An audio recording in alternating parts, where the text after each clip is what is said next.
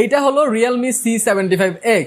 এই ফোনটাতে armour শিল্ডের protection আছে, যার কারণে এই ফোনটা আপনারা ঠিক এইভাবে ফেলে দিতে পারবেন। তার সাথে ফোনটাতে IP69 এর রেটিং রয়েছে, যার কারণে ফোনটাকে আপনারা পানিতেও ভিজাতে পারবেন, যে কোনো জায়গায় যে কোনো ভাবে নিয়ে যেতে পারবেন পানির নিচে।